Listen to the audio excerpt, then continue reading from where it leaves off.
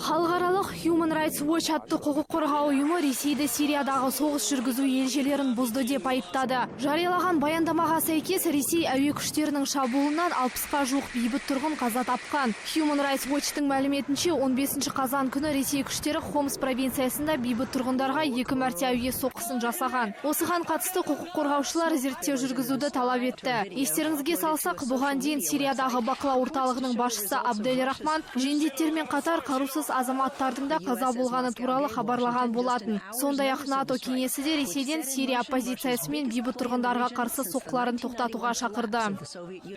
Жапонияда Түркия елшілігі алдында болған жаппай төбелес болып, 10 адам жарақат алды. Бәрі де ауруханаға жеткізілген. Этникалық түріктер мен күрдтер арасындағы төбелес жексенбі күні таңғы сағат 7-де басталды. Түркиядағы парламенттік сайлауға қатысты алдын ала дауыс беруге 600 адам келген екен. Тәртіп орнату үшін көлік қозғалысы тоқтатылып, полиция жасақтары жұмылдырылды. Айта кетсек, 1 қараша күні Түркияда кезектен тыс парламенттік сайлау өтеді.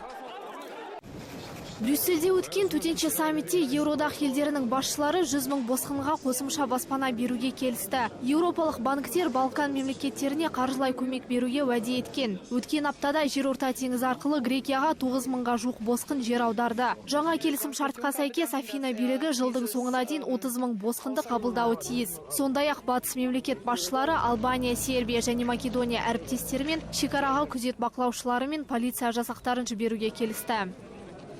Гонконг жағалауында жолаушы кемесі белгісіз сүңгуір қайығымен соқтығысып қалып, салдарынан 124 адам жарақат алды. Олардың 5-еуі ауыр халде. Оқиға Лантау аралының маңында болған. Қазіргі уақытта билік тексеру жұмыстарын жүргізуде. Айта кетсек, Гонконгтағы кеме қатынасы туристер арасында жоғары сұранысқа ие. Теңіз үстінде мұндай оқиғалар жиі кездеседі. 2012 жылы Гонконг жағалауында кеме апатынан 39 адам қаза болған еді.